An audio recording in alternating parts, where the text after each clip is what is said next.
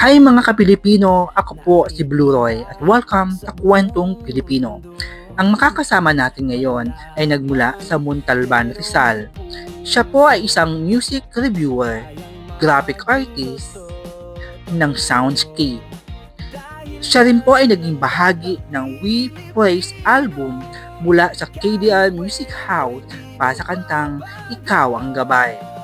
Siya rin po ay naging bahagi din po ng mga guesting mula sa Mellow 94.7, Julius and Tintin para sa pamilyang Pilipino, Good Morning Kuya, Love, and Every Time with Love Annual and Tony Pep.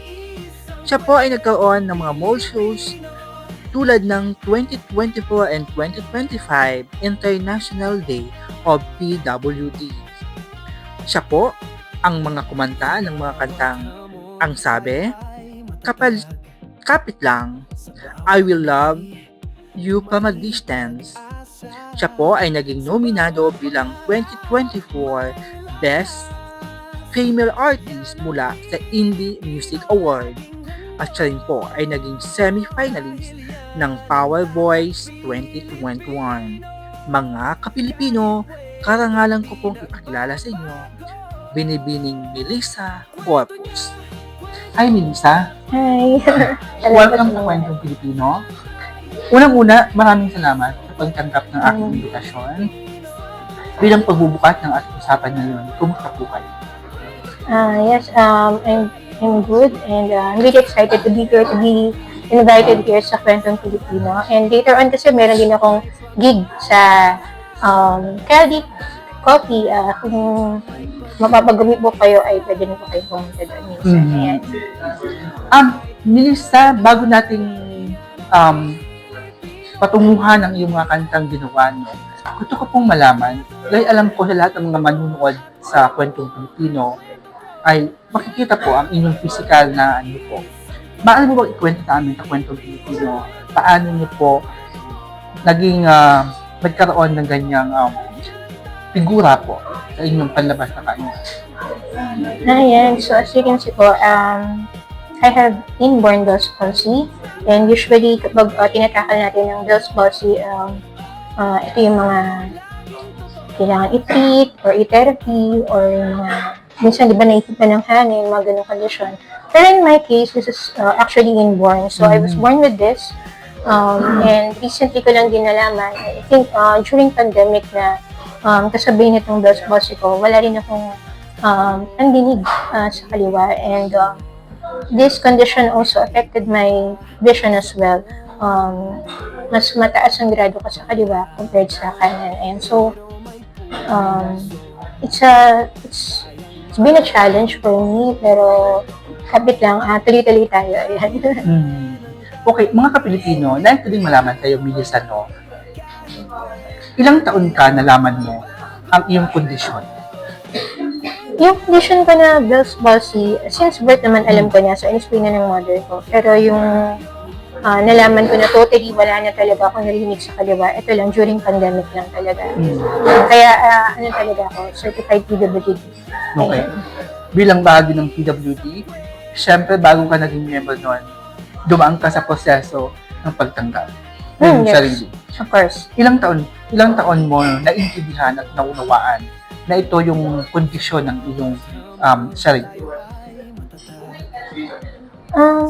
Siguro growing up kasi, medyo struggle siya, no? Siyempre, pag pumapasok ka, nandun yung mga may nanunukso or iba yung tingin sa'yo. Pero yung acceptance siguro and yung growing up, nagbabago kasi ang pananaw ng tao habang tumatanda. Mas nagiging acceptable sa society or parang mas nagiging understanding ng mga tao in terms of sa mga ganitong situation. Pero pag bata ka, yun yung pinakamahirap na part kasi parang hindi mo siya naintindihan yung bakit ganito yung condition mo, bakit yung iba normal. Pero it's a process na kailangan ready tayo laging harapin. Ayun. Gaano kahirap para sa iyo ang ganitong kondisyon sa sarili mo kapag nakikita ka ng publiko? Kasi lumaki ako medyo mahihain. Yeah. So, Although sa mga nung dati nung high school na naging part ako ng isang co-curricular activity namin na kumanta kami sa stage at naging part na rin ako ng choir. So, unti-unting na-develop ko rin yung self-confidence ko that time. And ayun na nga, during pandemic, dahil lahat tayo parang natambay tayo sa bahay, yun na yung time na in-embrace ko yung pagiging, kung ano yung, sino ako. So, doon ko in-explore yung, kumakanta na rin ako during live stream. So, nag-start siya ng parang nonchalant lang ako. Tapos, yung pagiging medyo introvert ko dati, na-develop yung self-confidence ko as well. So, bakit ihalabilo at bakit iharap sa mga tao. Ayan. Okay, Melissa, sa pag-uusap natin ngayon, masasabi mo ba na naging biktima ka ng pag-bully? Oo naman. Kasi, syempre pag bata ka, di ba, yung sa jeep, di ba, parang magabayad ka, ganyan. Tapos, may times na, gagayahin ako nung nasa tapat ko, parang, dahil nakikita niya na iba yung condition ko, may din siya. So, parang ako that time, parang syempre may iyak ka, pero pag tumatanda ka na, parang, okay lang, parang ipagdasal mo na lang kasi baka hindi lang nila naiintindihan. Hindi naman every now and then makakaintindi yung mga tao, lalo na kung bata yung mga kaharap mo. Ayan. Okay, paano pinaliwanag ng mga magulang mo ang naging kondisyon mo upang maging gabay mo, upang sa proseso ng pagtanggap ng sarili mo, makaya mong humarap sa tao? Malaking bagay kasi tinrato akong normal ng parents ko eh. And that's very important. And they're very supportive of me. And what motivated me to study harder is para hindi lang ako makita ng mga tao kung ano yung nasa panlabas ko. So, I graduated with honors. I'm also a DOST scholar. Ano pa ba? So, kumaga parang tinurn ko yung challenge or yung disability ko into something na motivate ako na I'm more than this, what you see of me. At malaking factor doon yung support ng family ko at ng mga kaibigan ko na rin na nakilala.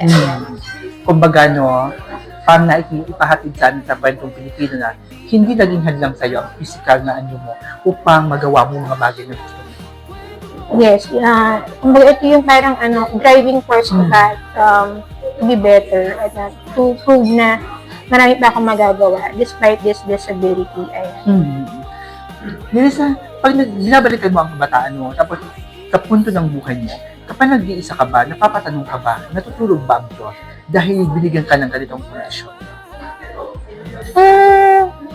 Siguro, may part na ganyan, nung kabataan ako. Pero kasi, eto na, nung growing up na parang mas binibilang ko kung ano yung blessings na dumarating over dun sa ano yung wala ako na meron sa iba. Siguro, if we will dwell dun sa blessings, mas makikita natin yung positive side at mas maraming opportunities na mag-open sa atin. At siguro yun din ang magandang factor sa akin. Although nung pandemic, lahat tayo na-apektuhan yung mental health natin.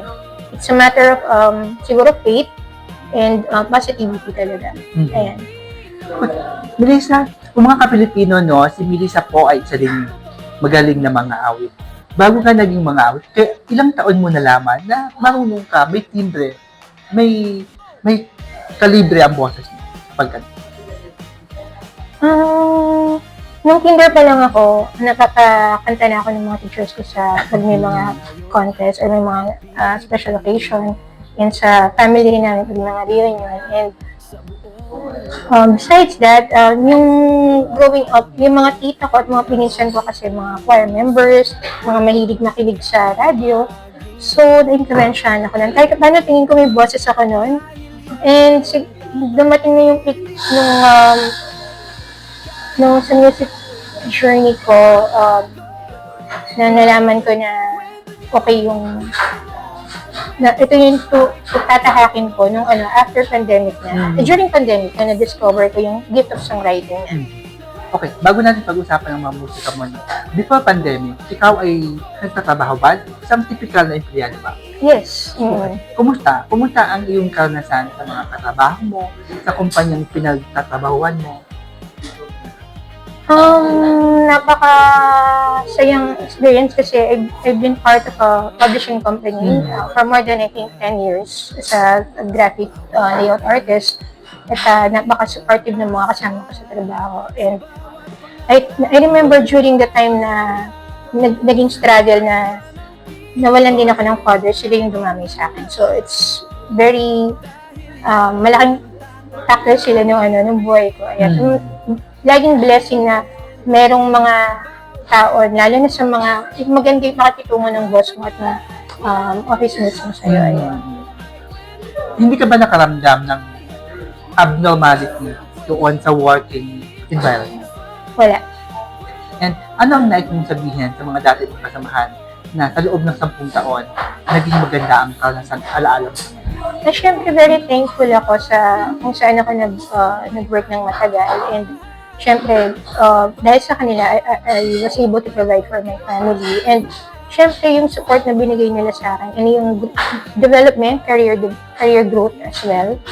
Kasi doon din tumaas yung rank ko nagkaroon din ng time na nag-manage na rin ako ng mga tao. They've been I will always be grateful sa mga taga-publishing, sa publishing company ko sa inyo ako nag-work dati. Thank you sa inyo na. Anong nais mong sabihin sa mga magulang mo na binigyan ka ng malakas na pundasyon upang madali mong matanggap ang iyong kondisyon kung paano ka makikitungo sa lipunan? Meron kasi both parents ko So, alam naman nila yan na, syempre, kung nasaan man sila ngayon, narinig nila to. I will always be grateful to my mama and papa for the love and all the support and all the encouragement they gave me during mulat simula, kasi hindi sila nagkulang sa mag-provide din lahat ng pagmamahal. At kami na sister ko na-provide talaga ng lahat ng pangangailangan namin hanggang sa mula sa pag-aaral at lahat ng mga kailangan namin. So, thank you so much. At yung pagmamahal ng parents ko, sila rin yung kumbaga, driving force ko to pursue music as well. Okay. Milisan, sa profile mo, ikaw ay single. Ito ba ay isang personal na desisyon or may mga dahilan ka kung bakit hindi ka pa dumating doon pagkakaroon ng sariling pamilya?